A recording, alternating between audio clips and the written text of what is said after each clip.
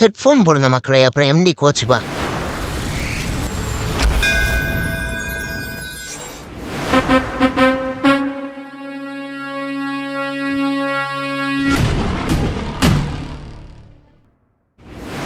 நான் சொன்னேல எம்டி, அது இவன் தான். அதான்ப்பா மியூசிக் டைரக்டர் பூமணி.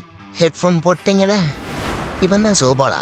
இவன் தன்னைத்தானே அடிட்டு நம்பிட்டு மற்றவங்க ஏமாதிச்சுக்கிறான். இவனை பற்றி சொல்ல வேற ஒன்றும் இல்லை. பேரை பார்த்தது எல்லாரும் யூத்து பட டைரக்டர் நினச்சிருப்பீங்க. இதுதான் இல்லை, ஹீட்டு பட டைரக்டர் வின்சென்ட் செல்வா. ஐயோ மக்களே, நான் இவனுங்களை பற்றி உண்மையெல்லாம் சொன்னதெல்லாம் என்னை தேடி வந்துட்டானுங்க. நான் எஸ்கே போகிறேன், நீங்கள் வீடியோ பாருங்க.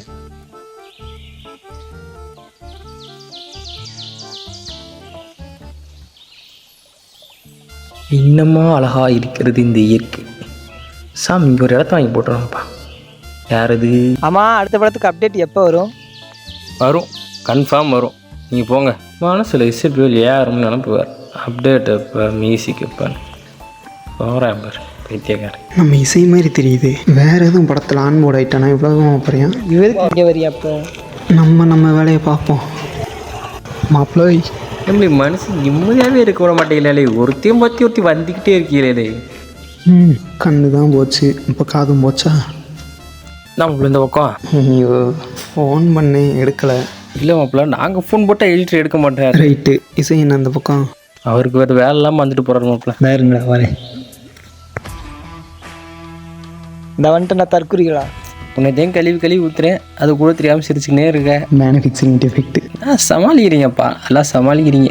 உங்களுக்குலாம் பெஸ்ட் எடிட்டர்லாம் அவார்டு கொடுக்கணும் மாப்பிள்ள. அப்படி எடிட் பண்ணி தரீங்க மாப்பிள்ள.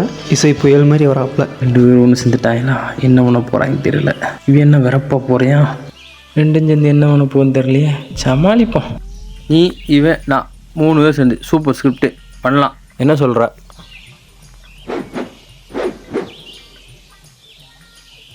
ஏண்டா சும்மா நல்லா இருக்கும். பண்ணுவோம். இன்னோடு நீங்கள் பண்ண பழசாக பண்ணுவீங்க. என்கிட்ட நியூ ஸ்கிரிப்ட் இருக்குது, அதை வேணால் பண்ணுவோமா? சூப்பர் ஹீரோவா?